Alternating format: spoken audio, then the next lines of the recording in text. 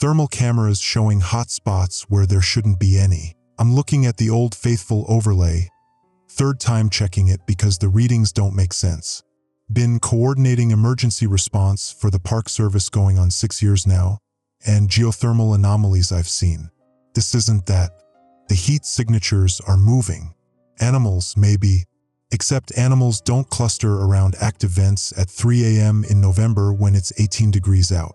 My coffee's from the gas station in West Yellowstone, the one by the rodeo grounds, not the Conoco, and it tastes like the pot's been sitting since yesterday afternoon. I drink it anyway. That's what I do when something's wrong. Focus on the routine stuff. Bad coffee. The flickering LED in the overhead that maintenance keeps saying they'll fix. The way dispatch smells like old microwave popcorn because Trevor heats up the same bag every night and never finishes it. I'm staring at thermal bloom spreading across the boardwalk near Geyser Hill. Lena, you seeing this? I'm calling it in even though I know she's seeing it. She's the one who flagged it for me 20 minutes ago when I was trying to get through to my ex-wife about Thanksgiving. Again, Kelly wants to bring Bridget up here for the weekend. She's 7, obsessed with bison, keeps asking when she can see the baby ones. And I keep telling Kelly that November's a bad month. Roads ice over. Parks emptier, but that means less infrastructure support. Last year we had a pileup on 191 that took 4 hours to clear because the salt trucks couldn't get through. Now I'm looking at heat signatures that aren't behaving like any geological event I've been trained for. Yeah, I'm seeing it. Lena's voice comes through with that digital crackle that means she's on the satellite relay. Dispatch logged 3 visitor reports in the last hour. People hearing sounds near the vents. Hissing, they said. Louder than usual. Old Faithful's not due for another. I'm checking the schedule board. 43 minutes. It's not Old Faithful. It's the surrounding features. Beehive, Riverside, the thermal pools past Castle. I'm pulling up the park map on the second monitor. The HP that's been running slow since August when the power surge fried half the office equipment and the federal budget wouldn't replace it until next fiscal year. The map loads in sections, slow, irritating sections, and I'm watching red bloom across the upper basin. 12 active thermal signatures where there should be 6. What's the air temp at Geyser Hill? 18 degrees. Wind chill puts it at 9. And we've got heat signatures reading, I'm zooming in, 74 degrees. Mobile, moving along the boardwalk. Could be elk. Elk don't maintain core temp that high, and they sure as hell don't cluster around geothermal vents for warmth. They've got sense enough to stay in the tree line. My phone's buzzing. Kelly, 3rd time tonight. I'm letting it go to voicemail because I know what she wants and I can't think about Bridget coming up here when I'm looking at heat signatures that are making my stomach tight in the way it gets right before something goes real wrong. The way it felt in 2016 when we had that microburst during tourist season and I had to coordinate evacuations with 2 rangers down and no cell service for 40 minutes. Lena, who's on patrol at Upper Basin? Trevor and Anita. They radioed in 30 minutes ago. Everything normal. Get them back on. I want eyes on those boardwalks. The thermal cameras showing the hot spots spreading. Not moving, spreading. Like spores. Like something airborne. Except that's not possible because geothermal vents don't produce. My desk phone's ringing. The old landline with the cord that's twisted like DNA because I pace when I'm on calls and never untwist it. I'm answering before the second ring. Emergency coordination. This is Devin. Devin, it's Rick. Dr. Rick Paulson, USGS liaison. The one who's supposed to give me advance warning when Yellowstone's plumbing is about to do something interesting. The one who's been working the Yellowstone Volcano Observatory for 12 years and drinks Coors Light at the Slippery Otter every Thursday because his wife thinks he's at late meetings. You need to initiate thermal protocol. Right now. What am I looking at? Microbial bloom. Extremophile strain we've been monitoring in the deep thermal vents. Christ, Devin, it's aerosolizing. The steam from Old Faithful's carrying it. I'm not processing this right.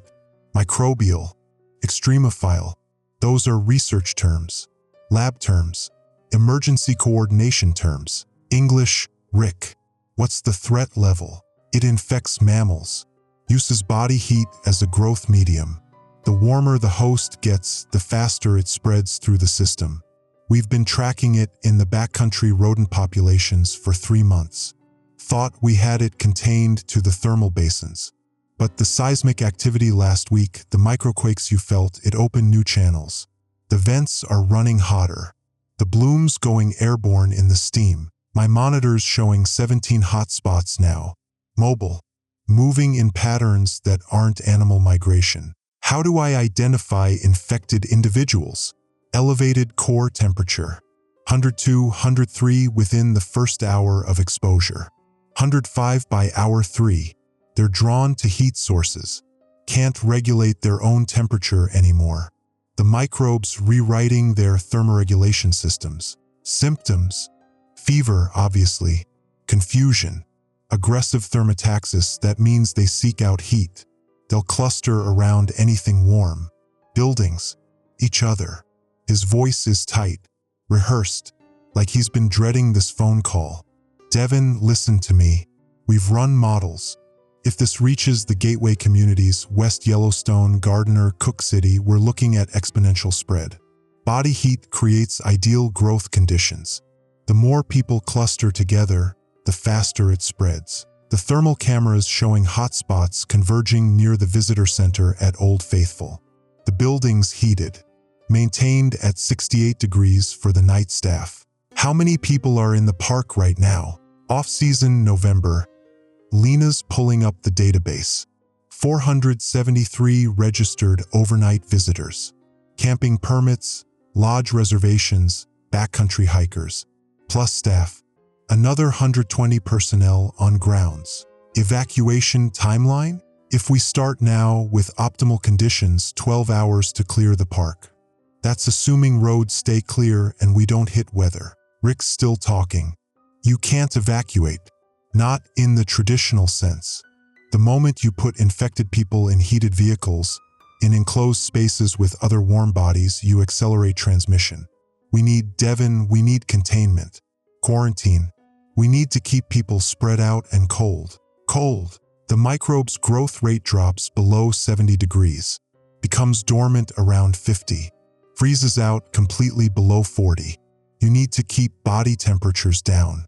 Keep people away from heat sources. I'm looking at the weather station data. Current temperature, 18 degrees. Projected overnight low, 12 degrees.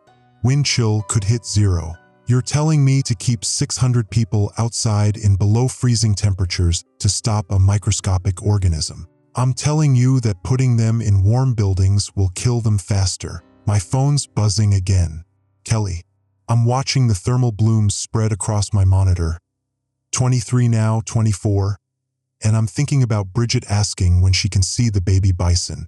I'm thinking about next weekend. About Kelly's text from this afternoon. She won't stop talking about visiting Dad at Yellowstone. Rick, what's the mortality rate? Silence. The kind that's worse than any number he could give me. Rick, once core temperature hits 108, the microbe begins consuming neural tissue. Organ failure follows within 6 hours. We haven't seen anyone survive past 109. He's talking faster now. Defensive. We had 3 test cases. Rodents from the thermal basins. All 3 exhibited identical progression. This thing's been living in 190-degree water for millennia. It's perfectly adapted for thermal environments. Human body temperature at 98.6 is just a starting point. The thermal cameras showing hotspots entering the Old Faithful Visitor Center. 6 of them, moving together, clustering. I need to make calls. Federal chain, NPS regional, CDC, already in progress. But Devin, you're on the ground. You're the one who has to hold this until support arrives. And support, another pause. Morning at earliest. Weather's grounding air transport. Road conditions are limiting ground response. You've got local resources and that's it for the next 8 hours. 8 hours. 600 people. 18-degree temperatures. I'm pulling up the park infrastructure map. Emergency shelters. Heated buildings. Lodges. Every single structure that's designed to keep people warm and alive in November in Wyoming. Every single structure that will kill them faster if Rick's right about this thing. Start making your calls. I'm initiating emergency protocols. I'm hanging up, pulling up the alert system. My hands are steady. They're always steady when things go bad. That's the job, but I'm thinking about Bridget. About Kelly bringing her up here next weekend. About the thermal vents that have been here for millennia, safe and studied and predictable until they weren't. The emergency alert systems asking me to classify threat level. Thermal. Critical. The system's asking for alert message. My fingers are hovering over the keyboard because I'm trying to figure out how to tell 600 people that the one thing they need to survive Wyoming in November, warmth, is the thing that will kill them. I'm typing, emergency alert, stay cool, body heat promotes pathogen growth. I'm hitting send before I can second-guess the insanity of what I just wrote. Lena's voice on the radio. Devin, Trevor's not responding.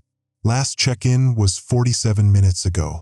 He was heading to the boardwalks near Geyser Hill. Yeah, I'm looking at the thermal blooms on my monitor.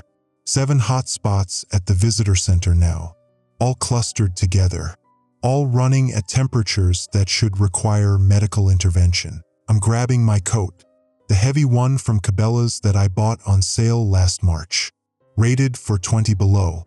Never thought I'd need it inside the park at this time of year with heated buildings and emergency shelters and all the infrastructure we've built to keep people safe from the cold. I'm going to Old Faithful. Keep monitoring the thermal cameras. If those hot spots start moving toward the gateway communities, you initiate full evacuation of West Yellowstone. I don't care what Rick says about containment. Devin, if this gets into the hotels, into the residential areas, we're talking about thousands of people in heated buildings. We can't contain that. I'm heading for the door when my phone buzzes again. Kelly's text, "Is everything okay? Saw emergency alert from Yellowstone. We're still good for next weekend, right?" I'm staring at the message, at the question that should be simple. At Bridget's name in Kelly's contact profile, full name, Bridget and Merrick, my daughter, 7 years old, 63 pounds, obsessed with bison and the thermal pools she's seen in the videos I've sent her. I'm typing, "Parks closed until further notice. Will call when I can." I'm not telling her about the microbe, about the thermal blooms, about the thing that's been dormant in Yellowstone's plumbing for thousands of years and decided to wake up on the night I'm responsible for 600 lives. I'm heading out into 18-degree air that might be the only thing keeping people alive tonight. The Old Faithful visitor centers lit up like someone left every light burning. I'm pulling into the parking lot. Ford Ranger, park service issue, heater cranked because I'm not infected yet and hypothermia kills you just as dead as microscopic organisms. And I'm counting vehicles. 12 cars, 3 RVs, 1 tour bus from the company that does off-season wildlife photography trips. Should be empty this time of night. Everyone should be in their lodges or campsites. Everyone's inside. I'm seeing it through the windows before I'm even out of the truck. People, lots of people, pressed together near the central heating vents. The kind of clustering you see during blizzards when someone's trying to survive. The kind that makes sense when it's 12 degrees outside and dropping. The kind that's going to kill them if Rick's right about thermal acceleration. I'm radioing Lena before I'm through the door. I've got visual on approximately 40 individuals inside Old Faithful Visitor Center. They're clustering around heat sources. Need thermal readings from inside the building. Thermal cameras showing interior temps at 71 degrees. Individual body temps ranging from 102 to 106. Devin, I know what that is. The doors are automatic. Still functioning. They slide open and the heat hits me like opening an oven. Not normal building heat. Not 71 degrees. This is body heat.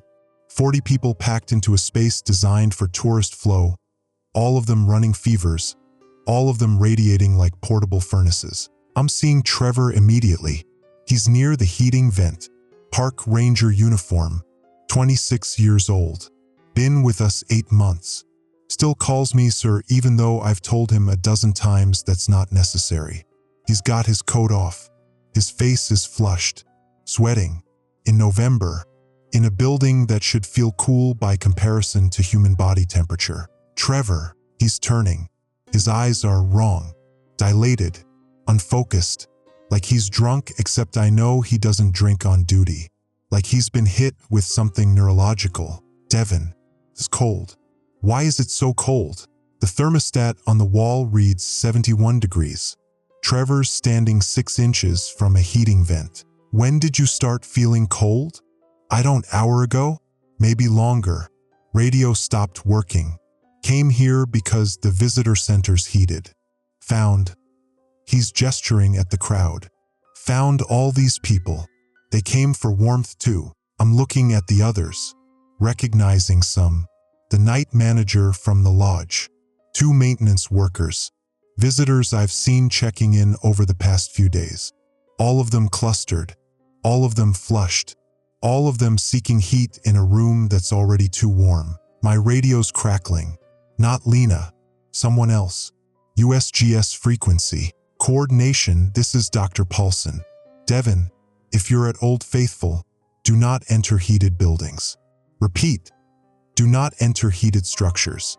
Airborne concentration in enclosed spaces is, the transmission cuts out. Satellite relay problems. We get them all the time in the park. Usually they're just annoying.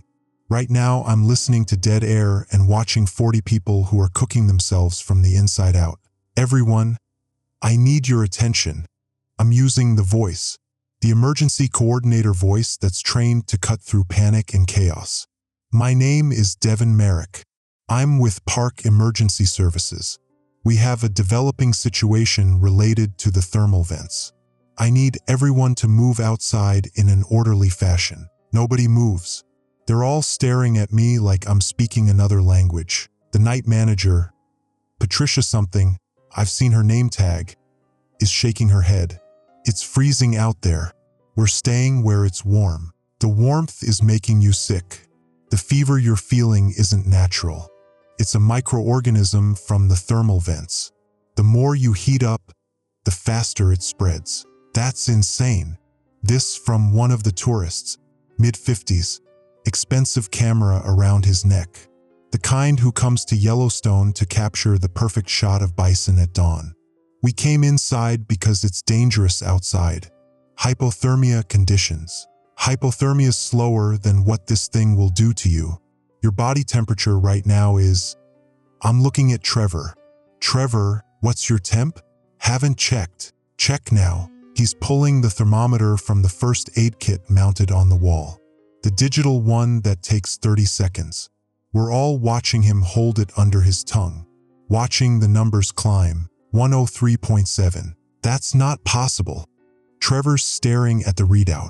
I feel cold. The organism rewrites your thermoregulation, makes you seek heat even as your core temperature rises. If you stay in here, if you keep clustering around that vent, your temperature will hit 108 and then you're looking at neural damage. Organ failure. Rick, Dr. Paulson from USGS, said nobody survives past 109. Patricia's backing away from the vent. Small movement, but it's something. What are we supposed to do? Go outside and freeze. Keep your core temp down. Stay in cold environments. The microbe goes dormant below 70 degrees. Becomes inactive below 50. We can ride this out if we keep you cold until CDC gets here with treatment protocols. When's CDC arriving? The tourist with the camera. I'm checking my watch. 3:47 a.m. Rick said morning at earliest. That's 4 hours. Maybe 5. Assuming weather cooperates. Dawn. Maybe sooner. I'm lying and everyone in this room probably knows it. But sometimes lies are what keep people moving when the truth will freeze them. Right now, I need everyone outside. We've got emergency protocols for cold weather survival. I can get you through until support arrives. Trevor's moving toward the door. Good. If the ranger moves, others will follow. That's how herd behavior works. That's how I've gotten tourists to evacuate during lightning storms and bear encounters and the time someone thought they saw a wolf pack near the campgrounds. The doors open. Cold air rushes in. 18 degrees, maybe lower now. The thermometer in the parking lot read 16 when I pulled up. Trevor steps outside and immediately starts shivering. Good. Shivering means his body's still trying to regulate temperature. Means the microbe hasn't completely rewritten his nervous system. Others are following. Slow. Reluctant. The tourist with the camera. Patricia. 2 maintenance workers. They're stepping into air that feels like knives after the humid warmth of the visitor center. 15 people outside. 16. 22 still inside. Still clustered around the heating vent. Still flushed and sweating and seeking warmth that's killing them. Folks, I need everyone outside. This is not optional. This is emergency evacuation protocol. You can't make us. Different voice. Younger. Early 20s. College kid probably here for a semester research project. We have rights. Your park service, not law enforcement.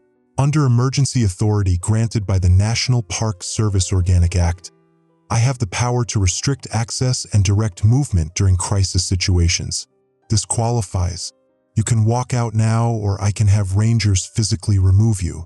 Either way, you're leaving this building. The college kid's not moving. Neither are the 21 others still clustered around the vent. Need backup at Old Faithful Visitor Center. Physical evacuation assistance. Individuals refusing to leave heated structure. Devin, we've got reports coming in from Madison Junction. Another thermal bloom. Thermal cameras showing 30+ hotspots converging on the warming hut. And her voice drops. We're getting calls from West Yellowstone. 3 people checked into the clinic an hour ago with 103-degree fevers. They were in the park yesterday. Visited the thermal basins. West Yellowstone.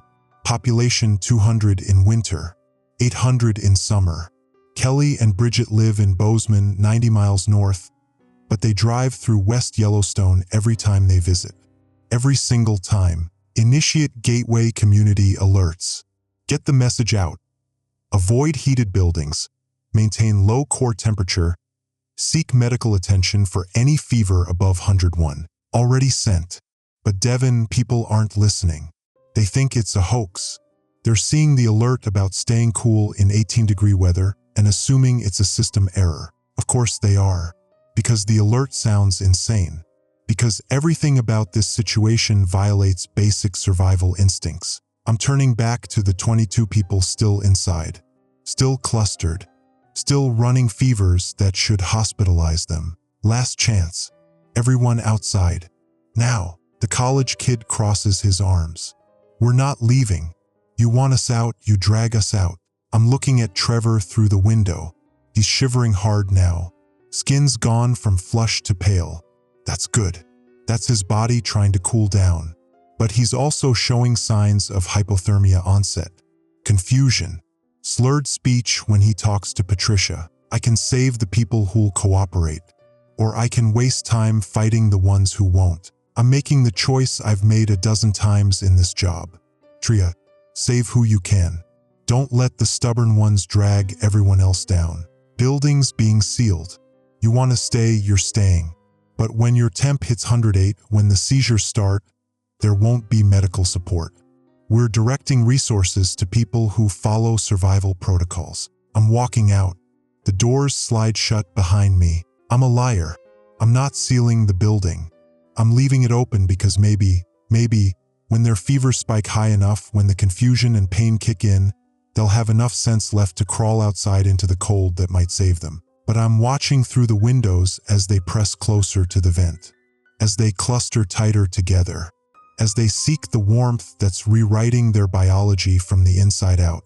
Trevor's next to me, shaking so hard his teeth are chattering. We're just leaving them? We're giving them a choice. They made it. My radio's crackling again. Lena's voice. Tight. Scared. She doesn't scare easy. Devin, I'm looking at thermal satellite overlay. The bloom's spreading. It's not contained to the thermal basins anymore. It's following the wind patterns. Steam drift from the geysers. We've got hot spots appearing in Madison, Norris, Canyon Village. Anywhere there's geothermal activity. Anywhere there's steam. Evacuation status? Roads are clear for now. But if this keeps spreading, Devin, we can't evacuate everyone. Not fast enough.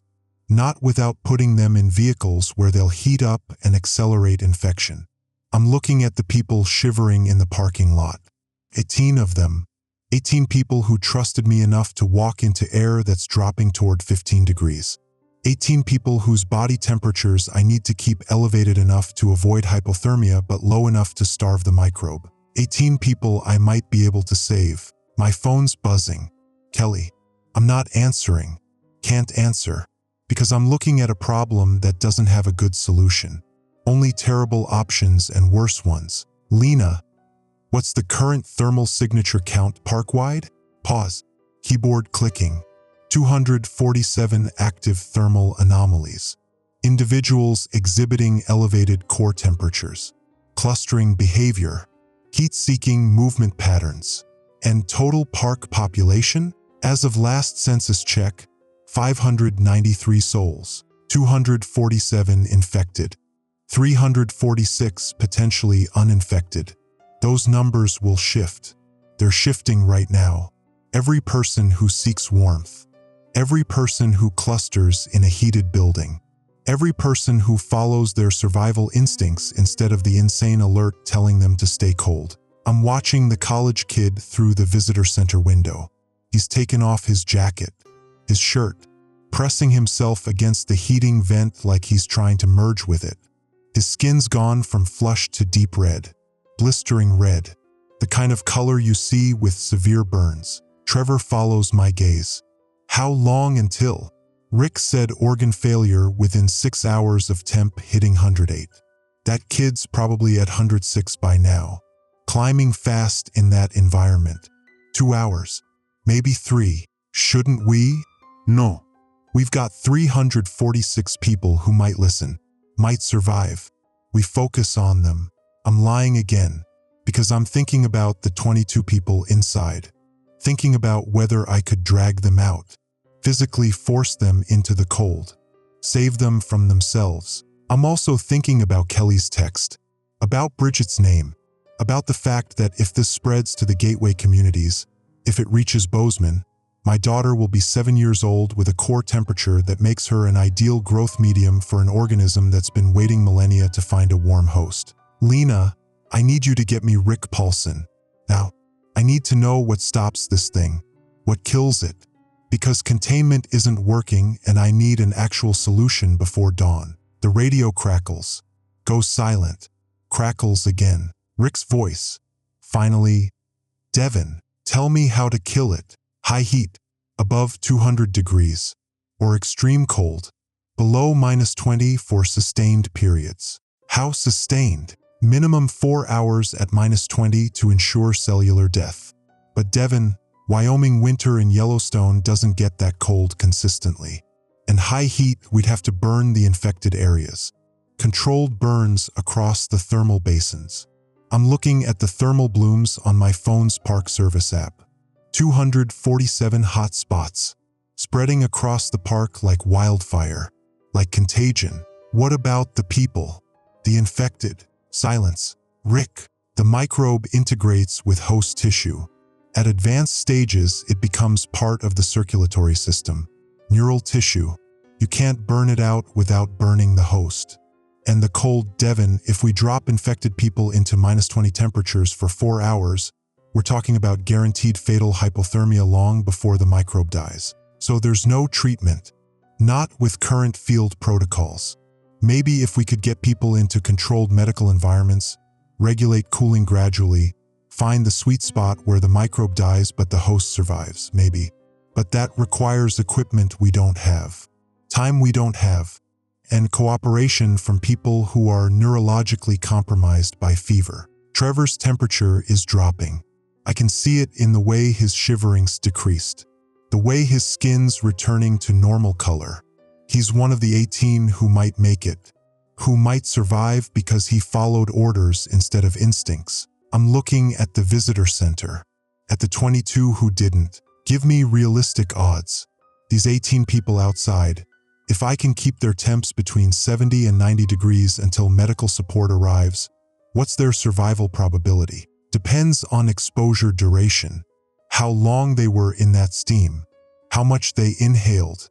But yeah, if you can starve the microbe without killing them with cold, they've got a chance. Maybe 60%. Maybe better if the initial exposure was minimal. 60%. 18 people.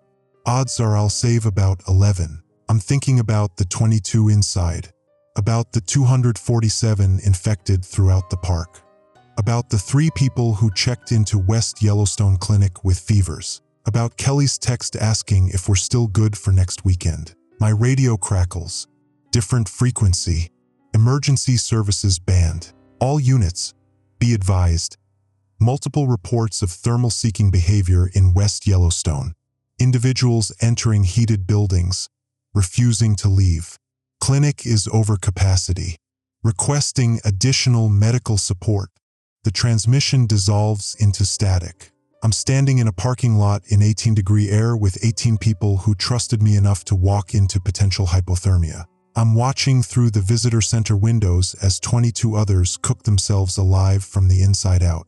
And I'm thinking about the call I'm going to have to make to Kelly, about the words I'm going to have to find to tell her that Yellowstone isn't safe, that the steam rising from the geysers, the steam Bridget loves in the videos I send, is carrying something that's been dormant for millennia and just discovered that human beings make perfect incubators. My phone's buzzing again. This time I answer. Devin, thank God. What's happening?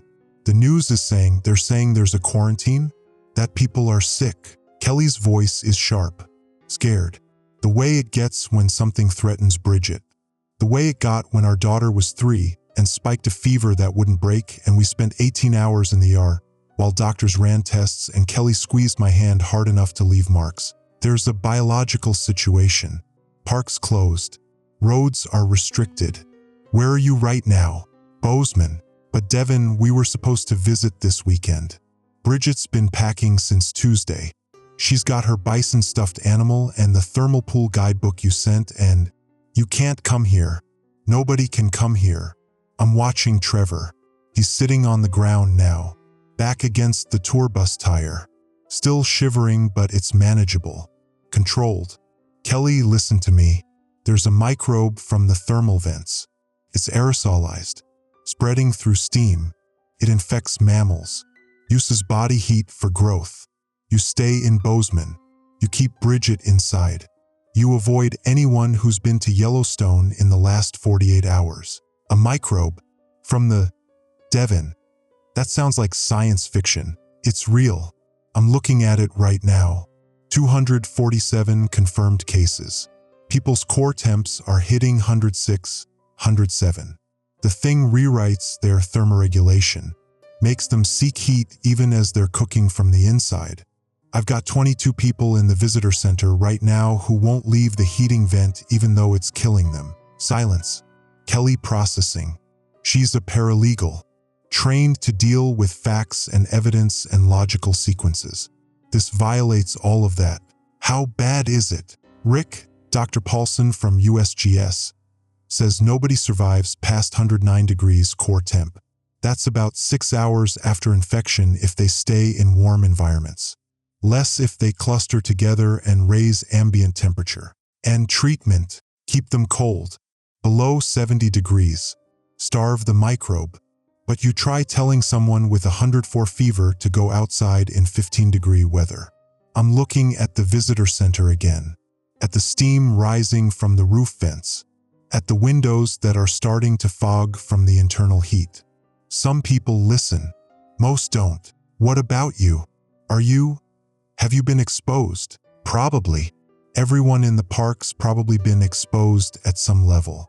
It's the steam from the geysers, the thermal pools. It's everywhere the tourists go. But I'm staying cold, staying outside. So far my temp's holding at normal. So far, yeah, so far. My radio crackles. Lena, Devin, we've got a situation at Old Faithful Inn. Manager just reported 60 guests refusing to leave the building. They've barricaded the main entrance, turned the heat up to 85. They're They're saying they'll defend their right to shelter from anyone who tries to force them out. Old Faithful Inn, historic lodge, built in 1904, can house 500 guests during peak season. Right now, November, it's running at about 20% capacity. But 60 people in a heated building with compromised thermoregulation is 60 incubators for an organism that thrives on warmth. Send whatever rangers we've got. Get those people out. They've got a lawyer. One of the guests is an attorney from California. He's threatening litigation if we violate their rights to emergency shelter. I'm closing my eyes, trying to find patience that doesn't exist anymore. Tell the attorney that emergency authority supersedes individual rights during crisis situations. Tell him that if his clients stay in that building, they'll be dead by morning. Tell him that I'm documenting every refusal to evacuate, and he can explain to their families why he prioritized litigation over survival. Kelly's voice in my ear. Devin, you still there? Yeah, I'm here. Kelly, I need you to do something for me. I need you to call everyone you know who might be planning a trip to Yellowstone this week. Tell them not to come. Tell them the park's contaminated. The news said it's just a precautionary closure. They're saying Park Service is overreacting to a minor geothermal anomaly. The news doesn't know what I know. They're not standing in a parking lot watching people choose to die rather than be cold. I'm watching the college kid through the visitor center window. He's collapsed now, on the floor near the heating vent. His skin looks blistered, cooked. Rick said the bloom's been tracked in backcountry rodents for 3 months. USGS knew. They knew there was something in the thermal vents and they didn't close the park. Didn't warn anyone. They were monitoring it. They knew. For 3 months. Kelly's quiet, processing betrayal. The kind that comes when institutions you trust prioritize research over safety. When scientists monitor a threat instead of eliminating it. What changed? Why now? Seismic activity last week. Microquakes opened new thermal channels. Vents started running hotter. The microbe went from contained to airborne. I'm pulling up the USGS seismic reports on my phone. November 1st. Magnitude 3.2 near Norris Basin. November 3rd.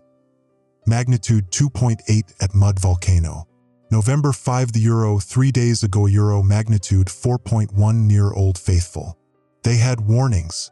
They knew the system was destabilizing. They could have closed the park. But they didn't. No, they didn't. I'm thinking about Rick's voice on that phone call. The rehearsed tone. The way he'd been dreading this. They were collecting data, running models, probably hoping the microbe would stay contained to the thermal features. Hoping they'd figure out mitigation before it became a public threat. How many people are going to die because they were hoping? I'm looking at the thermal blooms on my phone screen. 247 confirmed infections.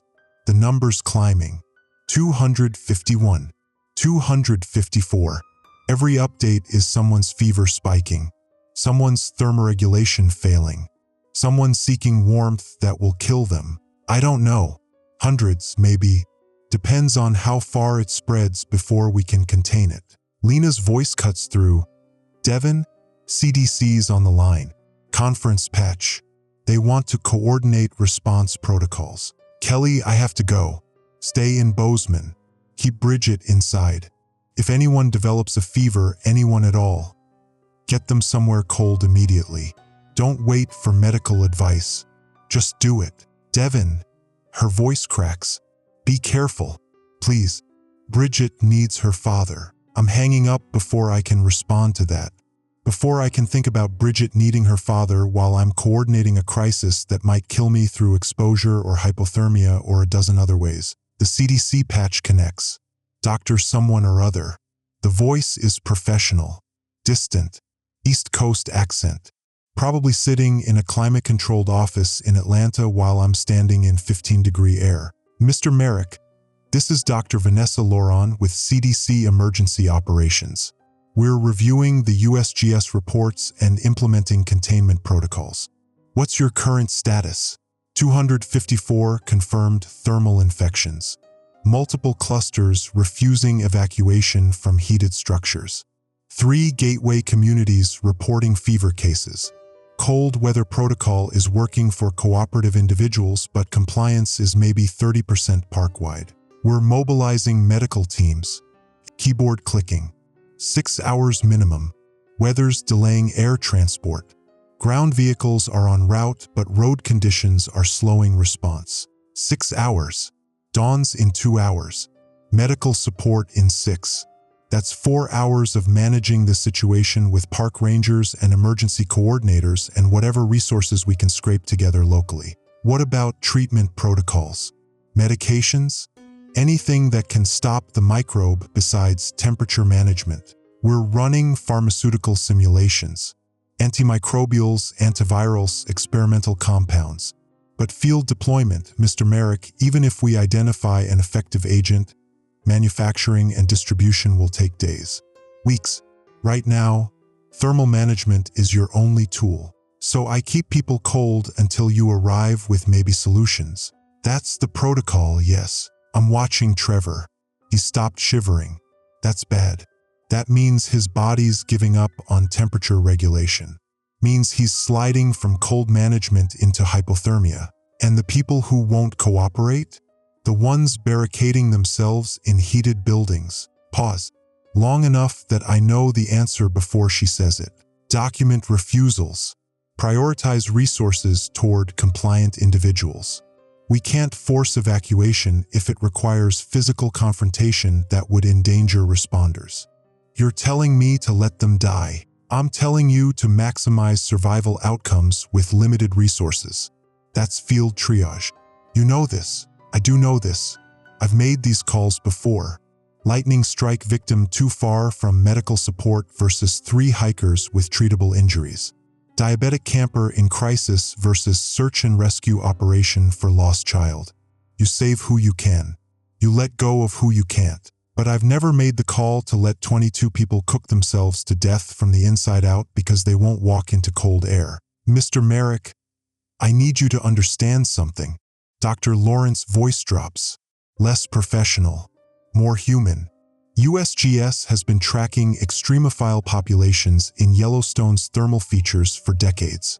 They've documented organisms surviving in conditions that should sterilize anything biological.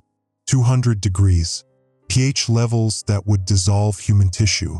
This microbe, it's been adapting to extreme environments for millennia. It's perfectly optimized for thermal survival. Human body temperature is just its expansion vector. You're saying this was inevitable. I'm saying Yellowstone is a biological time bomb that's been sitting there since before humans existed. The microquakes just triggered the detonation. USGS knew the risk. They've known for years. But closing Yellowstone, do you understand what that means economically? Politically? 3 million visitors annually. For $100 million in regional economic impact. Closing the park without immediate threat would have been. So they waited for the threat to become immediate. They monitored. They prepared contingencies. They hoped, yes, that it wouldn't escalate. That they'd have time to develop interventions before public exposure. I'm looking at the visitor center. At the 22 people who are dying right now because USGS hoped. Because monitoring and contingencies and economic impact assessments matter more than precautionary closures. How many people in USGS knew about this? That's not my department. But Mr. Merrick, Devin, right now, recrimination doesn't save lives. Implementation does. Keep people cold. Keep them separated. Minimize thermal clustering. We'll have medical support on site by mid-morning and we'll reassess treatment options.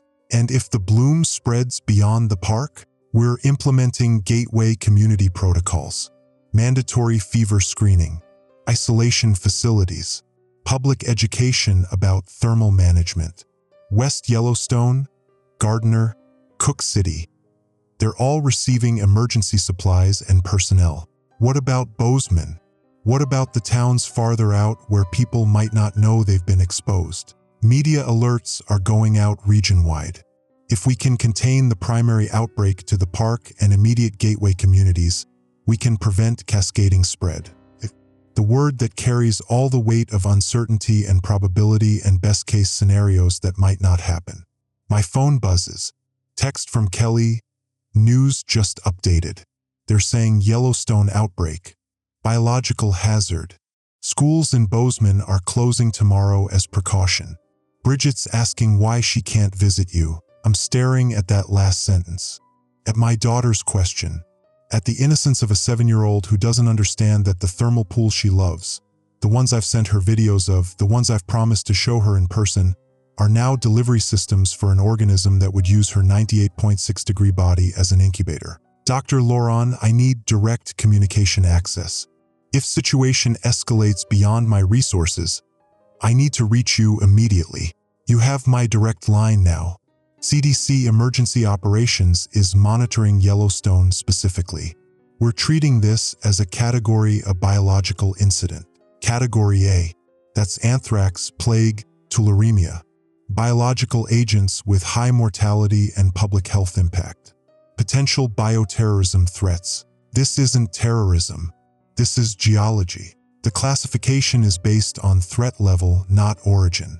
Category A means federal resources, rapid response, and priority medical deployment. It means we're taking this seriously. The call disconnects. I'm standing in the parking lot with 18 people who trusted me, who walked into freezing air because I told them it would save them. Trevor's on the ground now, curled up. His lips are blue. His skin's pale. He's alive, but he's not okay. Lena's voice. Devin, thermal blooms are accelerating. We're at 312 confirmed infections. That's more than half the park population. 312 infected, maybe 280 uninfected. Those numbers will keep shifting. Every person who seeks shelter, every person who clusters for warmth, every person who follows 10,000 years of human survival instinct instead of an emergency alert that sounds insane. What's the status at Old Faithful Inn? Rangers are on site. The attorneys still threatening litigation. Guests are still barricaded. But Devin, we're getting thermal readings from inside the building. Average ambient temperature is 87 degrees now. Individual core temps are ranging from 105 to 108. Some of them are starting to seize. Medical complications. The Rangers are hearing screaming. I'm looking at my truck. At the heated cab that would feel like salvation right now. At the choice between staying out here in 15-degree air with infected people who are sliding into hypothermia, or getting warm and risking exposure acceleration if I'm carrying the microbe. Tell the Rangers to breach if necessary. Get those people out. I don't care about the litigation. Dead people can't sue. Copy that. I'm walking to Trevor, kneeling next to him. His eyes are open but unfocused. His breathing's shallow. Fast. His core temps drop too far trying to kill the microbe. Trevor, stay with me. We're getting medical support. Few more hours. Cold. His voice is barely there. So cold. I know. But cold is keeping you alive. The microbe dies in cold. You stay out here, you stay cold, you survive. Can't feel my fingers. I'm looking at his hands. They're white. Bloodless, early-stage frostbite, survivable if we can warm him gradually once the microbes confirm dead. But if I warm him now, if I put him in the truck, if I raise his core temp before the microbes neutralized, I might be saving his fingers while killing the rest of him. Trevor, I need you to hold on. Can you do that? He's not responding. His eyes are closing. His breathing's getting shallower. I'm pulling my coat off. The Cabela's heavy-duty rated for 20 below. I'm draping it over him. It's not enough. It won't be enough, but it's something. Patricia's next to me, the night manager. She's shivering but coherent. Alert. Her fever's dropped. 99.2 when I checked her temp 5 minutes ago. She's one of the survivors. One of the ones who might make it. He's dying. No. He's fighting hypothermia while his immune system fights the microbe. There's a difference. What difference? He's still dying. The difference is hypothermia I can treat. The microbe, once it hits his neural tissue, once it starts consuming his brain, I can't fix that. So yeah, I'm letting him get dangerously cold because that's the only play we have. This is insane. We're in Wyoming in November and you're telling us to freeze to save ourselves from germs. Not germs. Extremophile microorganism that's been living in superheated water for millennia. It's adapted to survive temperatures that would kill anything else. Human body temperature is its ideal growth environment. So yeah, insane or not, cold is the only thing that stops it. My radio, Devin, you need to see this. Lena's voice is wrong. More wrong than it's been all night. There's something underneath it. Horror. Real horror. See what? Thermal satellite overlay. The bloom. It's not just spreading through the park anymore. It's Devon, it's following the Firehole River, downstream, toward Madison Junction, toward the Gateway communities. I'm pulling up the map on my phone. The Firehole River runs from the Upper Geyser Basin through the park. It's fed by thermal runoff, heated by the geothermal features. Temperature averages 70 to 90 degrees year-round, even when air temp is below freezing. It's a perfect transmission vector. Warm water carrying aerosolized microparticles downstream toward every community that draws water from the Madison River system. How far downstream are we detecting thermal signatures? Madison Junction is showing bloom patterns. That's 14 miles from Old Faithful. And Devon, we're getting reports from the West Yellowstone Water Treatment Facility. They're detecting unusual thermal activity in their intake systems. West Yellowstone draws water from the Madison River.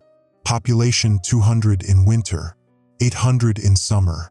Every single person who drinks tap water, who showers, who does dishes, potential exposure. Kelly and Bridget live in Bozeman, 90 miles away, far enough that direct waterborne transmission shouldn't reach them. Shouldn't. Probability and distance and all the calculations that mean nothing when it's your daughter's life. Lena, get me the Regional Water Authority. Now, we need to shut down any intake systems drawing from Madison River drainage. Already in progress. But Devon, some of those systems serve thousands of people. Shutting them down means no water. No drinking water, no sanitation, no fire suppression. In winter, we're talking about potential humanitarian crisis. The alternative is contaminated water systems spreading thermal bloom to every community in the region. Which crisis do you want? She doesn't answer, because there is no good answer. Only terrible options and worse ones. I'm looking at Trevor, Patricia, at the 16 others shivering in the parking lot. At the thermal readings on my phone showing 312 infected individuals throughout the park. At the blooms spreading downstream through the water systems toward communities that don't know they're about to become incubators. My phone buzzes. Kelly, they're evacuating Bozeman schools. Mandatory. They're saying anyone with fever above 100 needs to report to screening centers. Devon, what's happening? This sounds bigger than just Yellowstone. I'm staring at that message. At the word bigger. At the reality that this stopped being a park problem sometime in the last hour. This is regional now, potentially statewide, potentially, Dr. Lawrence voice in my head. Category a biological incident. Not because it's terrorism, because it's geology. Because Yellowstone's been sitting here for millennia with biological weapons in its plumbing and we built tourist infrastructure around it. We brought 3 million visitors annually to walk boardwalks over superheated vents full of organisms that evolution has turned into perfect thermal predators. USGS knew. They monitored. They hoped it would stay contained. Hope isn't a strategy. Hope is what you do when you've run out of actual solutions. I'm typing back to Kelly.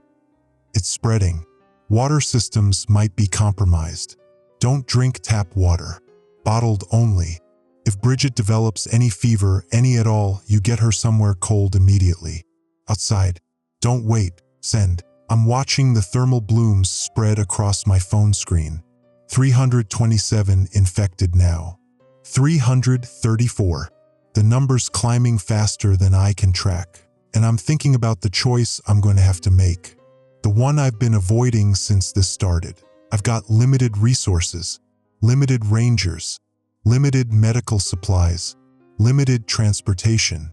I can try to save everyone in the park, spread my resources across 593 people and probably save none of them. Or I can triage, save the cooperative ones, the ones in the parking lots and the cold zones who are following protocols.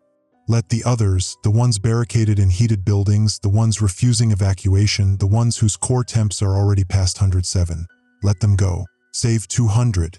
Let 400 die. That's the math. That's the reality. And somewhere in those numbers is the calculation I'm not ready to make.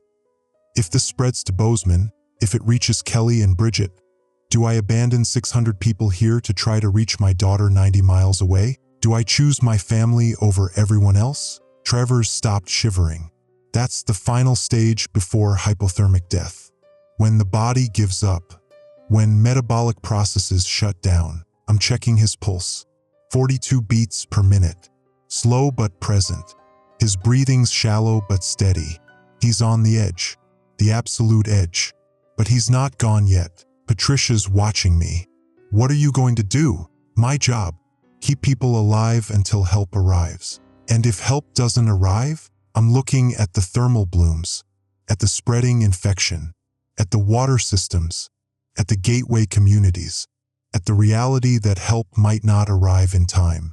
That CDC might show up in 6 hours to find a region full of people running 109-degree fevers and seeking heat that will kill them. Then I make the calls I'm trained to make.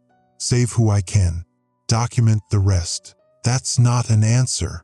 It's the only answer I've got. My radio crackles. Different voice. Not Lena. One of the rangers from Old Faithful Inn. Coordination, this is Ranger Willis at the inn. We've breached the barricade. We're inside. It's Devin, you need to know what we're looking at. The temperature in here is 92 degrees. 60 people clustered in the lobby. Most of them are seizing, convulsing. There's blood. From their noses, their ears. Some of them they're not responsive. They're burning up from the inside. I'm closing my eyes. 60 people. The attorney who threatened litigation. The guests who barricaded themselves. All of them chose warmth over cold. All of them chose what felt right over what would save them. Extraction status? We're trying. But Devin, they're fighting us. The ones who are still conscious. They're fighting evacuation. They want to stay in the heat. Full evac. Physical restraint if necessary. Get them outside. Get their core temps down. It's the only chance they have. Copy. The transmission ends. I'm standing in a parking lot with 18 people shivering in 15-degree air. I'm watching thermal blooms spread across every map and monitor. I'm reading texts from Kelly about school evacuations and fever screenings.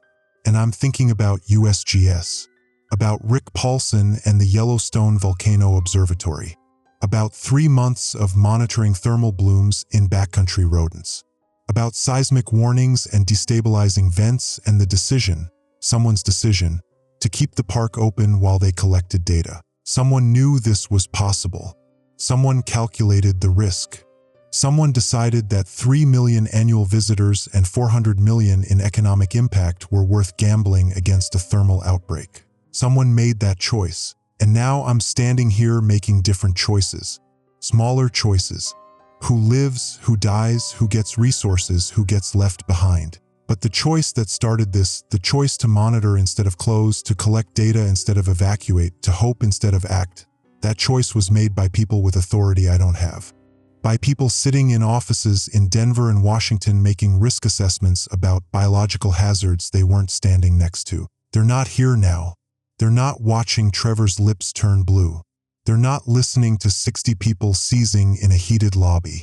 They're not making calls to their ex-wives about whether their daughters are safe. They made their choice. Now they're leaving me to clean up the aftermath. Dawn's coming. I can see it in the way the sky's shifting from black to deep blue over the Absaroka Range.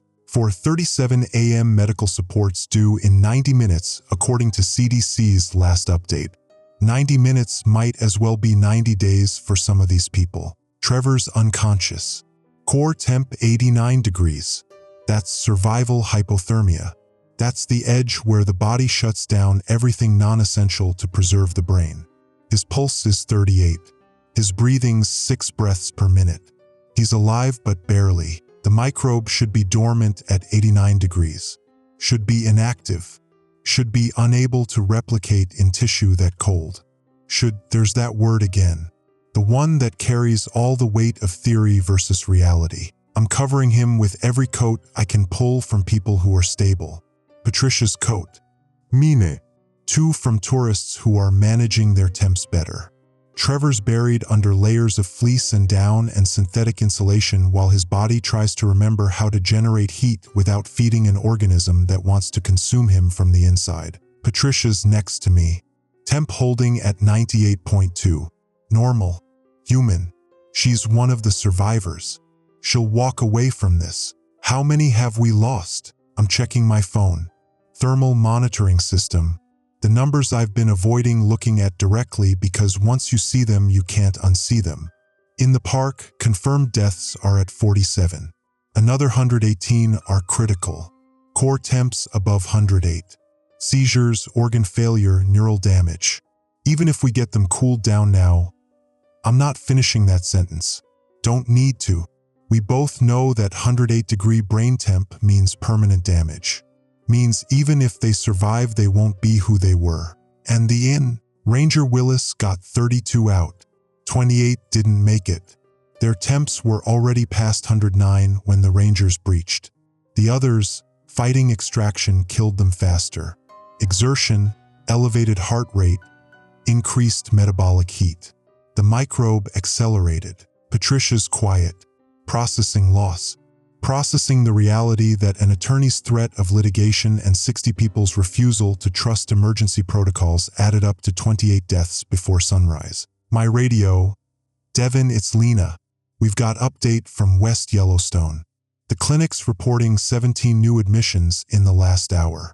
All fever cases. All people who visited the park in the last 48 hours. The screening centers are overwhelmed. They're asking for guidance on cold exposure protocols. Tell them everything we know. Keep ambient temps below 70. Use ice baths if necessary for anyone over 104. Avoid clustering. Separate patients to prevent thermal mass effect. They're also reporting, Devin, they're reporting that some people are refusing treatment, leaving the clinic, going back to their hotels. They're cold, they're miserable, and they want to be warm. Of course they do, because the microbe rewrites thermoregulation, makes people seek heat even as it kills them, makes every survival instinct work against survival. Tell the clinic to document refusals. They can't force treatment. All they can do is educate and hope people listen. Hope, that word again. I'm looking at thermal satellite overlay on my phone. The park's showing 412 active thermal signatures now. That's 412 people running fevers. 412 incubators. Out of 593 total park population. That means 181 people are managing this. Following protocols. Staying cold. Surviving. 181 out of 593. 30% survival rate.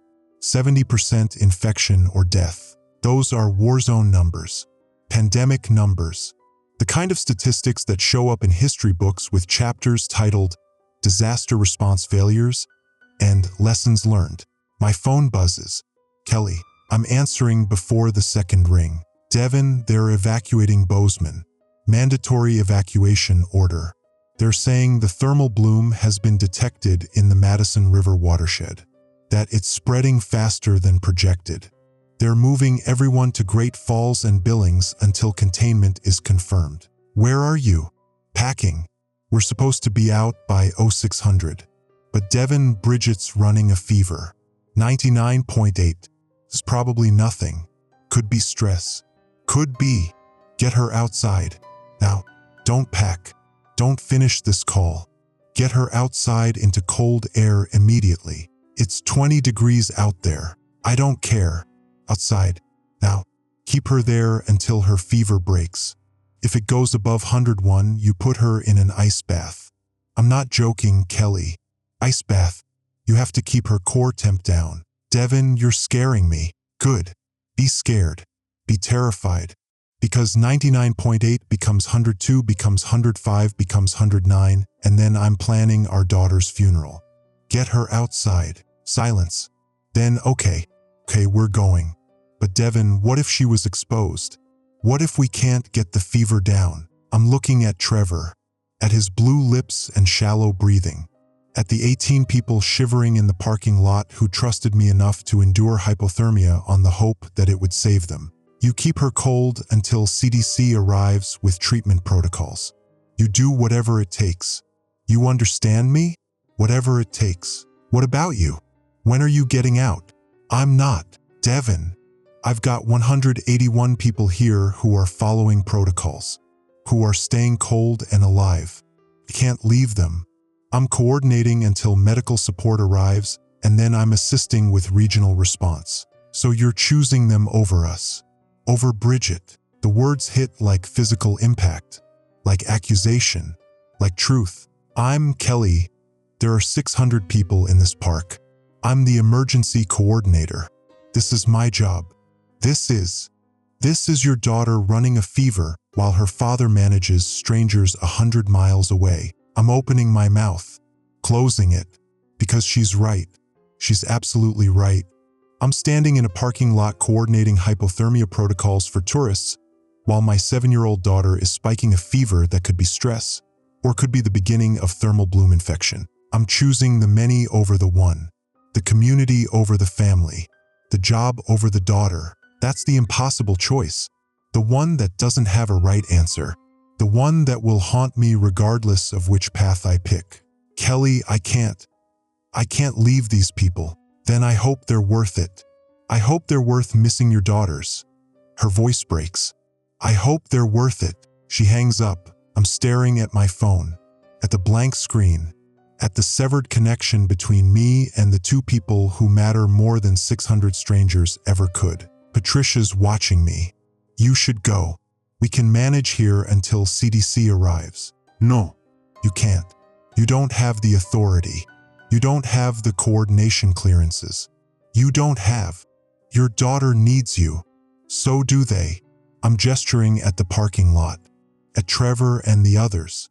So do the people at Madison Junction and Canyon Village and every other thermal zone in this park. I leave and coordination falls apart. People die who might survive if someone's managing resources and deployment and triage. You said it yourself, 70% infection rate. You can't save them all, but I can save some, and some is better than none. Even if saving some costs you your daughter, I'm not answering that. Can't answer that. Because the answer is no, some strangers are not worth Bridget. But I'm standing here anyway. I'm making the choice that violates every parental instinct I have because someone has to coordinate this disaster and I'm the one with the authority and the clearances and the training. Someone has to make the terrible choices. Someone has to be the one who saves strangers while their daughter calls out for them 100 miles away. That's what they don't tell you about emergency coordination, about disaster response, about being the person who makes life and death decisions. They don't tell you that sometimes the cost is personal. Sometimes the sacrifice isn't abstract resources or budget allocations. Sometimes it's your daughter running a fever while you're too far away to hold her hand. My radio crackles. Ranger Willis. Devin, we've got situation at Canyon Village. Thermal blooms reached the lodging facilities. We're showing 60+ thermal signatures clustering in the main lodge. Ambient temp inside is approaching 90 degrees. We need immediate extraction protocols.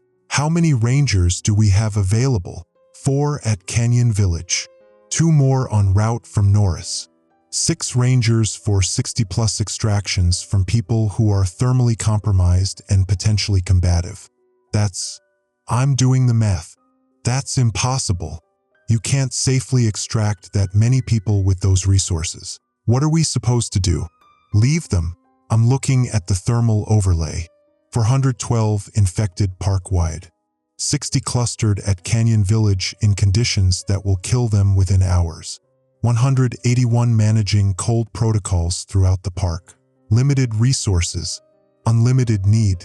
Focus on the ones who are cooperative, the ones who'll evacuate voluntarily. Anyone who's actively resisting, document refusal and move on. You can't risk ranger safety for people who are fighting their own rescue. That's Devin. Some of these people are just scared. They're not thinking clearly because they're running 105-degree fevers. We're supposed to abandon them? You're supposed to maximize survival outcomes with available resources. That's field protocol. That's the training. You save who you can save. You document the rest. That's not why I became a ranger. No. You became a ranger to protect people and preserve resources. Right now, protecting people means making impossible choices about which people get resources. So you make the choice, or I make it for you. Which is it? Silence. Long enough that I think I've lost him. That he's going to refuse the order and try to save everyone and get himself killed in the process. Then copy. Voluntary extraction only. We'll prioritize cooperative individuals. The transmission ends. I'm standing in dawn light.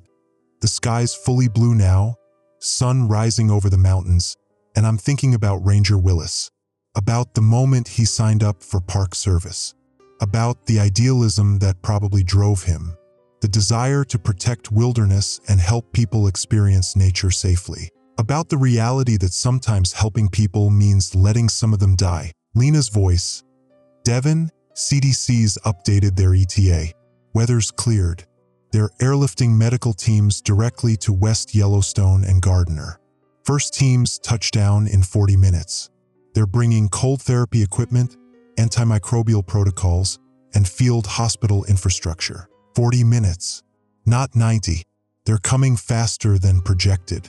I'm looking at Trevor, Patricia, at the 16 others who've survived the night through cold management and protocols and sheer stubborn refusal to die. 40 minutes. We might actually get them through this. My phone buzzes. Text from Kelly. Bridget's temp is 101.2. We're outside. She's crying. She's cold and she wants to come inside and she's asking for you. Devin, please tell me what to do. I'm staring at that message. At my daughter's temperature. At 101.2. At the number that's below critical but climbing. At the reality that every degree between here and 109 is borrowed time. I'm typing, ice bath. Now, get her core temp down to 99. Don't wait. Don't try to comfort her with warmth. Ice bath. Then keep her outside until fever breaks completely. Send. Kelly's response comes immediately. She's 7 years old. You want me to put her in ice water when she's already cold and crying? I'm typing yes. Because ice water for 10 minutes is better than funeral arrangements. Do it now. Send. My hands are shaking. First time all night. First time in 6 hours of coordinating disaster response. My hands are steady when I'm managing strangers, but they're shaking when I'm texting instructions to put my daughter in ice water. Patricia's next to me. Go. We're 40 minutes from medical support. We can hold until then. I can't. If I leave now, if I abandon coordination, you're not abandoning anything. You're trusting us to manage for 40 minutes while you take care of your daughter. That's not abandonment.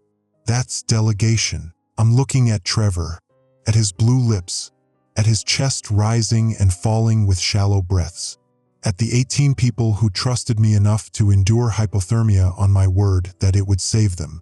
I'm looking at my phone, at Kelly's messages, at Bridget's temperature climbing toward 102. I'm making the choice I've been avoiding all night. I'm choosing the one over the many. Lena, I'm heading to Bozeman.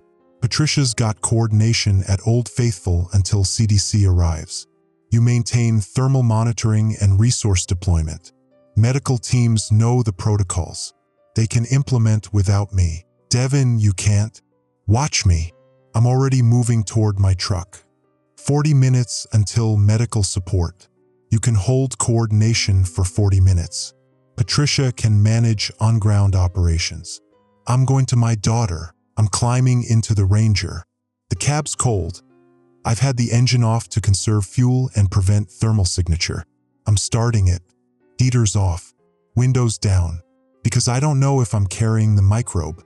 Don't know if warming up will accelerate infection I don't know I have. The drive to Bozeman is 90 miles. Hour and 20 minutes in good conditions.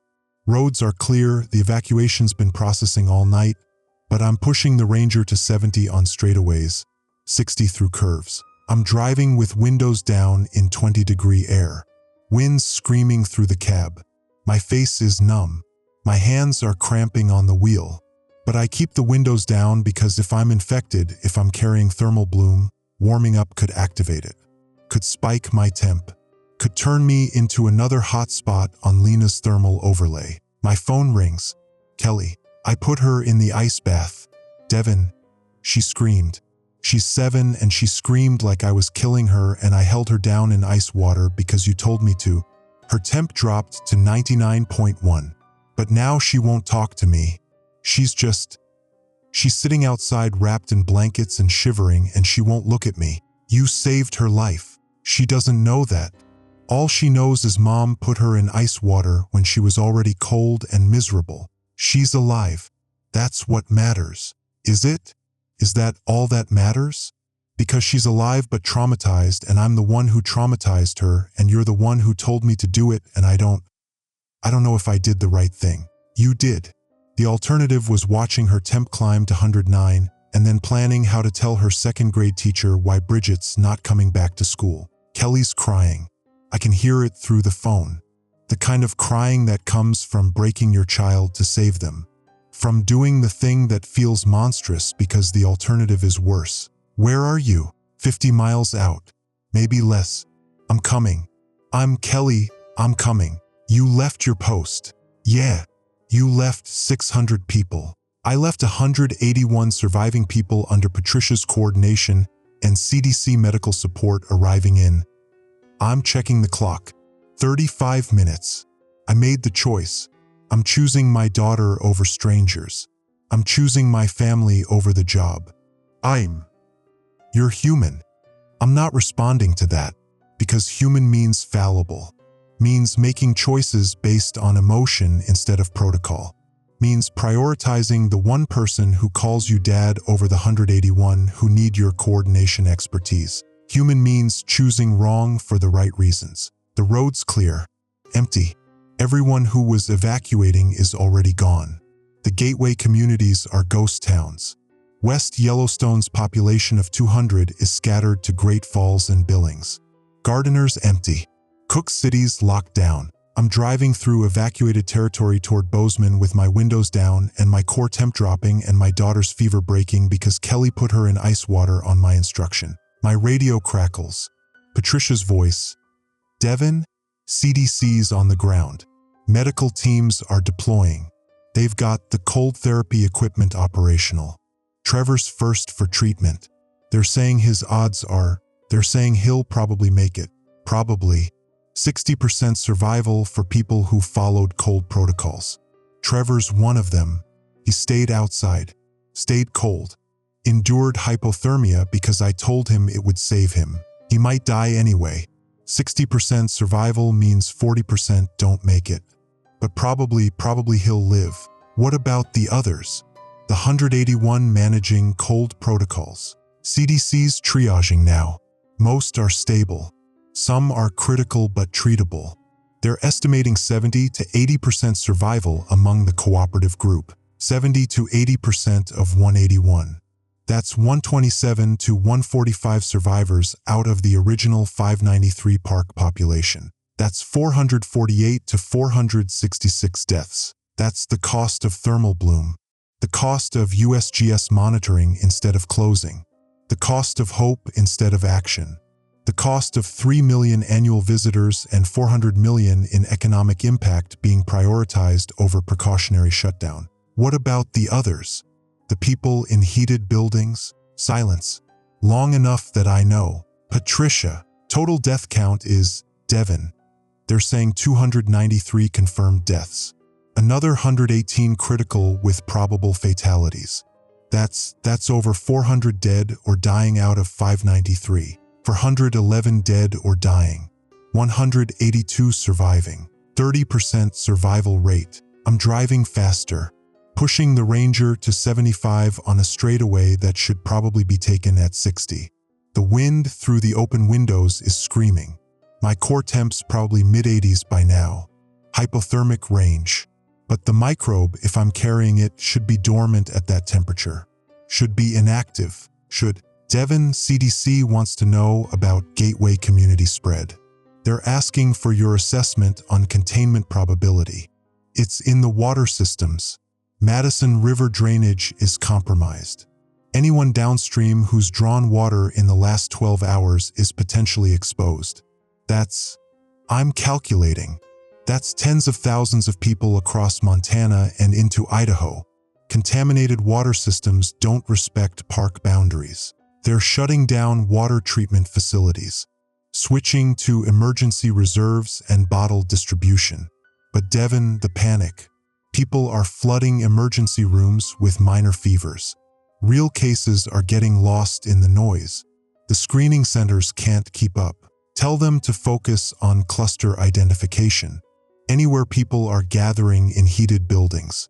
Schools, hospitals, shopping centers. Those are your high-risk zones. Get people separated. Get ambient temps down. Stop the thermal mass effect. Copy. The transmission ends. I'm 40 miles from Bozeman. 30 minutes at current speed. Bridget's temperature was 99.1 15 minutes ago.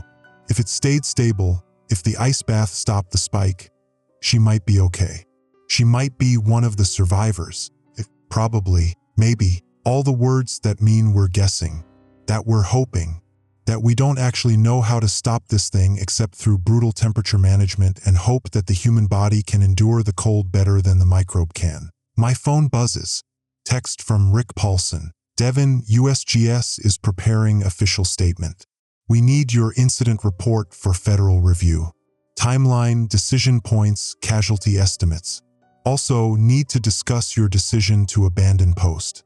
Protocol requires coordination through medical handoff. I'm staring at that message. At abandon post. At the implication that leaving Patricia in charge while CDC deployed was a protocol violation. At the reality that USGS, the organization that monitored thermal bloom for 3 months without closing the park, is now preparing to review my decisions. I'm typing one-handed while driving. You monitored extremophile populations for 3 months. You knew seismic activity was destabilizing thermal vents. You kept the park open. How many deaths are acceptable for data collection? Send. His response comes fast. That's not fair. We were implementing safety protocols, running models. We had contingencies. I'm typing, your contingencies killed 400 people. My daughter's running a fever because your model said you had time. So yeah, not fair, but accurate. Send. I'm not waiting for his response. I'm putting the phone down, focusing on the road, on the 40 miles between me and Bridget, on the choice I made to leave 181 people under Patricia's coordination so I could reach the one person who matters more than protocol. The one person whose fever-breaking matters more than federal review procedures. The Absaroka Range is behind me now. Bozeman's ahead. I can see the city limits, the evacuated streets, the emergency vehicles stationed at intersections managing traffic flow for the few people still leaving. I'm pulling up to Kelly's apartment complex, the one she moved to after the divorce, the one with the playground Bridget loves and the mountain view I helped her pick out because even though we couldn't stay married, we could still coordinate on what our daughter deserved. Kelly's outside. Bridget's wrapped in blankets, sitting on the curb. She looks small, 7-year-old small, the kind of small that shouldn't have to experience ice baths and fevers and evacuation orders. I'm parking, jumping out, running across frozen grass toward them. Bridget looks up. Her face is pale. Her lips are still slightly blue from the cold, but her eyes focus on me and she's present. She's herself. Not confused, not showing the neurological fog that means the microbes reach the brain. Dad, I'm kneeling next to her, pulling her into a hug. She's cold, so cold, but alive, alert, human. Hey, baby, how are you feeling? Mom put me in ice water. It hurt. I know. I'm sorry, but it saved you. The fever, it was making you sick. The cold stopped it. I wanted to be warm. I know, but warm was dangerous. Cold kept you safe. She's crying now. The kind of crying that's delayed shock. That's the accumulated terror of the night catching up. Kelly's crying too, sitting next to us on the curb with her arms around both of us. I'm checking Bridget's temperature. The digital thermometer from Kelly's first aid kit. 98.4. Normal. Human. Safe. Temp stable. Fever broke. Kelly, she's okay. For now. What about tomorrow? What about next week? What if she was exposed? What if the microbe's just dormant and it comes back when she warms up?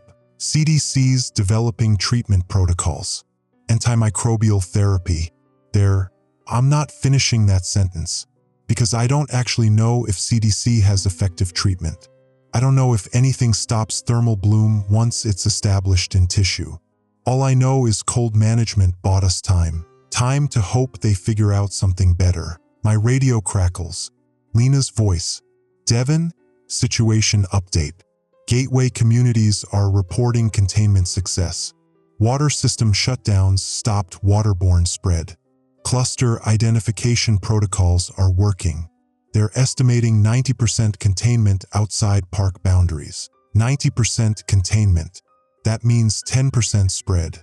That means hundreds, maybe thousands of people in Montana and Idaho are infected, are running fevers, are seeking warmth that will kill them. But 90% contained means it's not exponential anymore. Means it's not cascading through populations. Means the choice to shut down water systems and separate people and freeze them worked. Park status. Final count is 427 deaths. 166 survivors in medical care.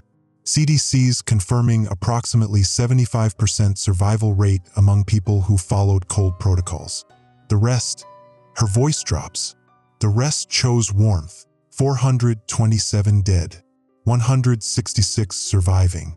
Out of 593, 28% survival rate. I'm holding Bridget, feeling her breathe, feeling her warmth, normal human warmth, 98.4 degrees, the temperature that should be safe but became a death sentence for 427 people who wanted exactly what my daughter wanted.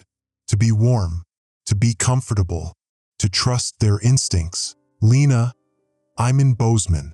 My daughter's stable. I'm not coming back today. Maybe not tomorrow.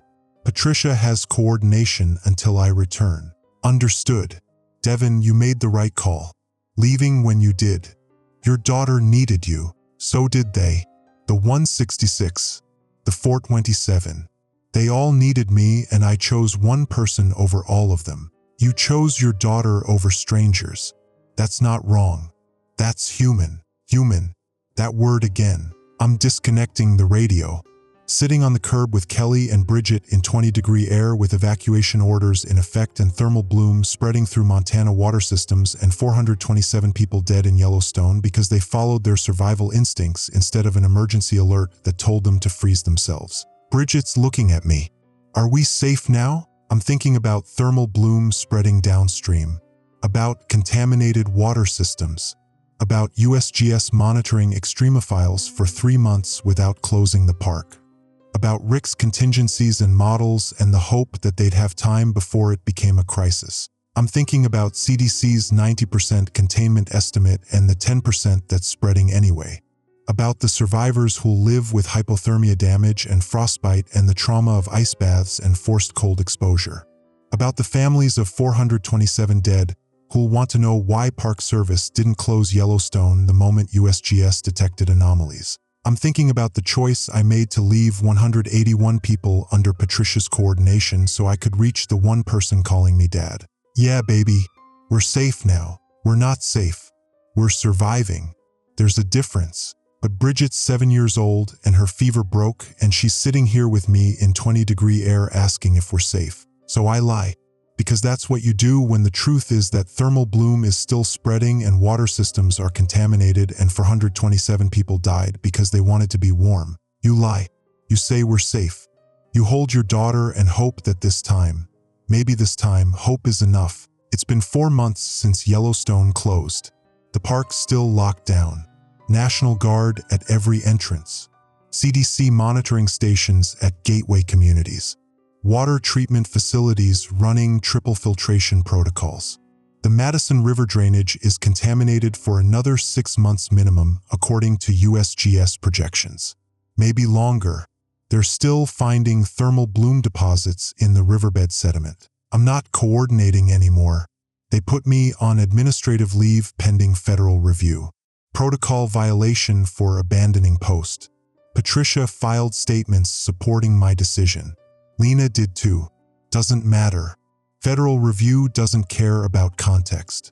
Doesn't care about daughters running fevers.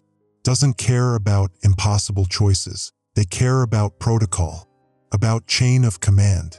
About emergency coordinators who stay at their posts until officially relieved. I violated protocol. So I'm on leave. Probably permanently. Trevor survived. Lost 3 toes to frostbite and has permanent temperature regulation issues. He wears heated socks year-round now. Can't feel his left foot properly. But he's alive. He sends me emails sometimes. Thanks me for making him stay cold. Says he knows I saved his life. I don't respond, because I'm thinking about the 22 people in the visitor center. The ones I left clustered around the heating vent. The ones who died because I prioritized evacuation of cooperative individuals over forced extraction of refusers. I saved Trevor. I let 22 others cook themselves to death. That's the math. That's the reality I'm living with. Patricia got my job. Emergency coordinator for Yellowstone District. She's good at it.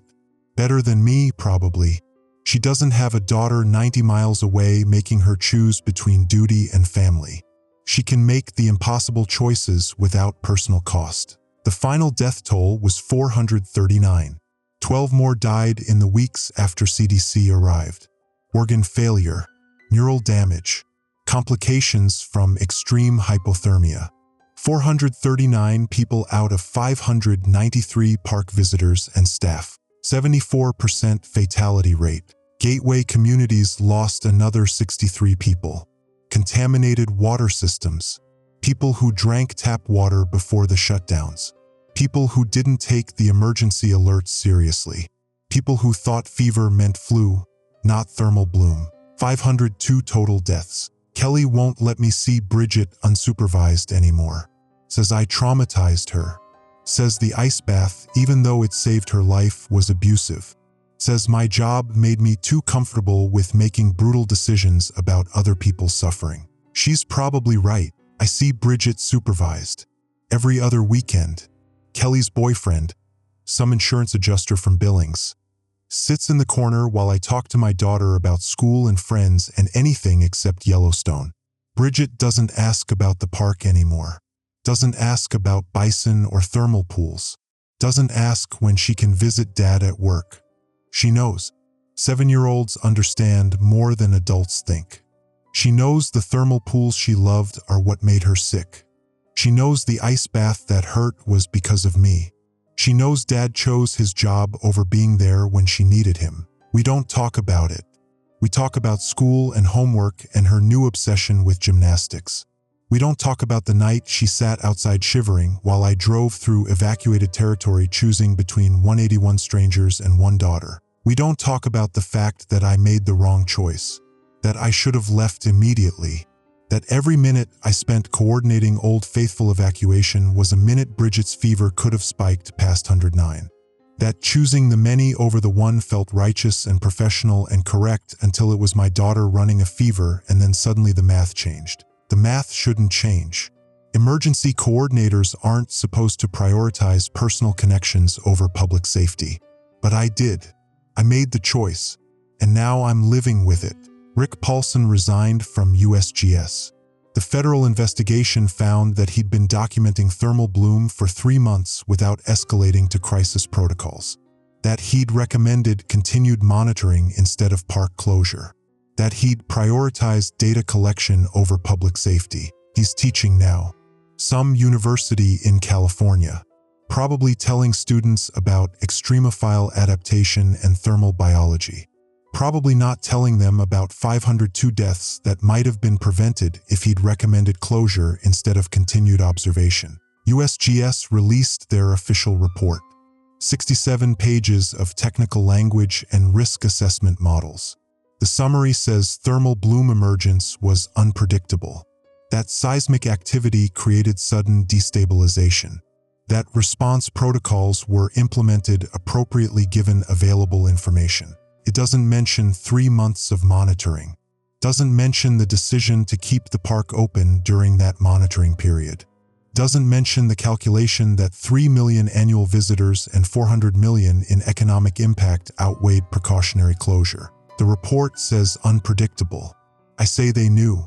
They hoped it wouldn't escalate. Hope failed. 502 people died because hope failed. I'm working at a gas station now. The Conoco in West Yellowstone, the one by the rodeo grounds. Populations back up to about 100.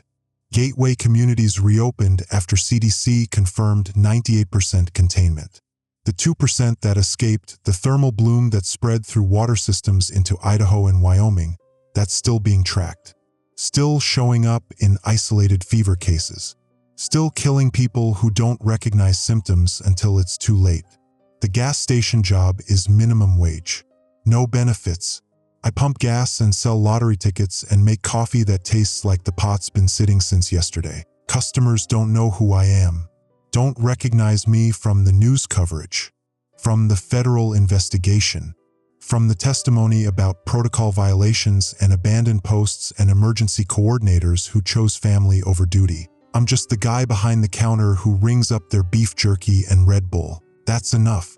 That's all I can handle. Kelly called last week. Said Bridget's having nightmares. Waking up screaming about being cold. About ice water. About mom holding her down while she begged to get warm. The therapist, Kelly found her a therapist, says it's trauma.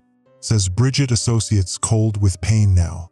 Says the association might never go away completely. Says I created that association when I told Kelly to put our daughter in ice water. I did create it. I made that choice. Ice bath or potential death. Trauma or funeral. I choose it again. Every time. But that doesn't make it easy. Doesn't make it right. Just makes it the least terrible option in a situation full of terrible options. The nightmares will probably fade eventually. Probably. Maybe. If Kelly keeps taking her to therapy. If the insurance adjuster from Billings is patient with a 7-year-old who screams about ice water. If Bridget can separate the memory of pain from the reality that pain saved her life. Probably. I don't sleep well. Haven't since November. I'm seeing thermal blooms when I close my eyes. Seeing heat signatures clustering around vents. Seeing the college kid pressed against the heating vent with his skin blistered and red. Seeing Trevor's blue lips. Seeing Bridget wrapped in blankets shivering on the curb. I'm seeing the visitor center windows. The 22 people I left inside because they refused evacuation. Seeing them cluster tighter together as their fevers spiked. Seeing them seek the warmth that killed them because their thermoregulation was compromised and every instinct told them cold was the enemy. I left them there. I made the choice to save cooperative evacuees instead of forcing extraction on refusers. I prioritized efficient resource deployment over comprehensive rescue attempts. That was correct protocol.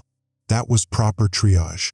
That was exactly what emergency coordination training says to do when resources are limited and need is unlimited. That was also 22 people cooking themselves to death while I walked away. The federal review cleared me technically. Said my decisions were within acceptable parameters for crisis management. Said resource allocation followed standard triage protocols. Said abandoning post to reach family member was understandable if not strictly by book. Cleared me technically. Put me on permanent administrative leave anyway. I don't appeal. Don't fight it. Don't argue that I deserve my job back. Because I'm not sure I do. I'm not sure anyone who makes the choices I made deserves authority over other people's lives. The Conoco's slow today, Tuesday afternoon in March. Off-season for tourism. The park's still closed anyway. Won't reopen until CDC confirms complete thermal bloom neutralization. Could be years. Could be never if the microbes established itself permanently in the thermal features. Yellowstone might be closed forever. 3 million annual visitors gone. 400 million in economic impact eliminated. Gateway communities surviving on federal disaster assistance, and the few people like me who couldn't leave even though everything we knew about this place is contaminated now. A customer comes in, asks if I know when the park's reopening. CDC's still monitoring thermal activity. That's crazy. It's been 4 months.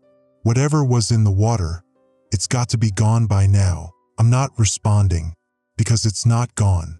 Because thermal bloom lives in superheated vents. Because closing the park doesn't eliminate organisms that have survived in 190-degree water for millennia. Because monitoring and hoping didn't work in November and it won't work now. The customer buys his lottery tickets and leaves. I'm standing behind the counter watching snowfall outside. March snow. Late season. The kind that's melting even as it lands. Temperatures 38 degrees. Above freezing. Warm enough that the microbe could survive if it's in the runoff. Could spread through drainage systems. Could find new hosts. Probably not. Probably the cold winter killed the surface contamination. Probably the water filtration systems caught the rest.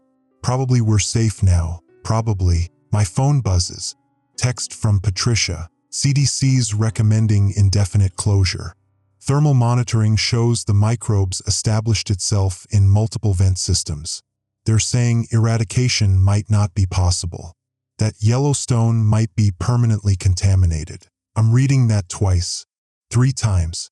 Indefinite closure. The microbe that killed 502 people isn't going away.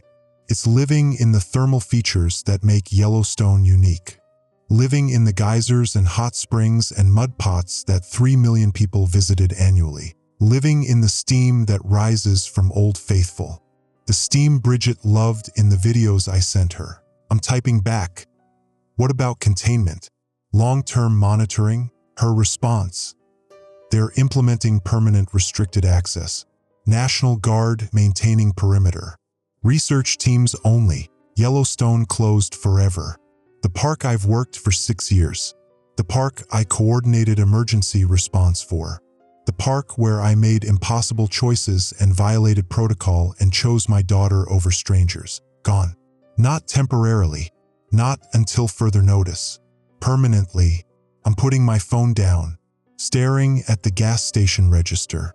At the lottery tickets and beef jerky and coffee pot with yesterday's coffee still sitting in it. At the life I'm living now because I made choices that were technically correct and morally impossible and personally devastating. The customer who asked about reopening, he'll never visit Yellowstone again. Neither will the 3 million others who came annually. Neither will Bridget. She'll never see the thermal pools she loved. Never see the bison. Never walk the boardwalks over superheated vents that were supposed to be safe and studied and predictable. She'll just have nightmares about ice water. And a father who works at a Conoco selling lottery tickets because he's too broken to coordinate emergencies anymore. 502 people dead. 3 million annual visitors displaced. 400 million in economic impact eliminated. 1 daughter traumatized. 1 marriage already destroyed by job pressures and now friendship destroyed by crisis choices. 1 emergency coordinator on permanent leave because he chose family over strangers and violated protocol even though the protocol would have killed his daughter. That's the cost. That's what thermal bloom took. Not just lives. Everything connected to those lives. All the futures that won't happen. All the visits that won't occur. All the thermal pools that will bubble and steam and erupt with no one there to see them. No one except the microbe. Living in superheated vents, waiting for the next time seismic activity destabilizes the system, waiting for the next time someone decides monitoring is safer than closure, waiting for the next time hope fails. I'm closing the Conoco at 6. locking up, walking back to my apartment studio above the pizza place. Rent's cheap because West Yellowstone's a ghost town now. The sun's setting over the mountains. The same mountains I showed Bridget in videos. The same view I promised we'd see together. We won't. She won't visit. Kelly won't allow it. Too many bad memories. Too much trauma. Too much association between dad and pain and ice water and nightmares. I'm climbing the stairs to my apartment, unlocking the door. Inside it's warm, 68 degrees, safe temperature, below the 70-degree threshold where thermal bloom becomes active. But I'm keeping the thermostat at 62 anyway, because I'm thinking about the microbe, about how it survives in impossible conditions, about how it waits in thermal vents for millennia and then emerges when conditions align. I'm thinking about the college kid pressed against the heating vent, about his blistered skin, about the choice he made to stay warm even as warmth killed him, about the 22 others who made the same choice, about the 439 who died in the park and the 63 who died in gateway communities and the 502 total deaths that happened because an organism adapted perfectly for thermal survival found 3 million annual hosts walking boardwalks over superheated vents. I'm thinking about Bridget, about her fever, about Kelly holding her in ice water while she screamed, about the nightmares she's having now, about the trauma I created by making the choice that saved her life. I'm thinking about the choice itself. Save the many or save the one. Coordinate disaster response for 181 strangers or drive 90 miles to reach the one person calling me dad. I made the choice. I violated protocol. I abandoned my post. I prioritized family over duty and personal connection over public safety and love over responsibility. I'd make the same choice again, every time, without hesitation. But that doesn't mean I can live with it easily. Doesn't mean I sleep well. Doesn't mean I don't see thermal blooms every time I close my eyes. Doesn't mean I don't hear Bridget screaming about ice water. Doesn't mean I don't count the 22 people I left in the visitor center every single night before I try to sleep. It just means I made the choice, and now I'm living with all of it. The survivors and the deaths and the trauma and the nightmares and the contaminated park and the daughter who won't visit and the job I lost and the protocol I violated and the 502 people who died because USGS hoped instead of acted. All of it. Forever. No resolution. Just living with what happened.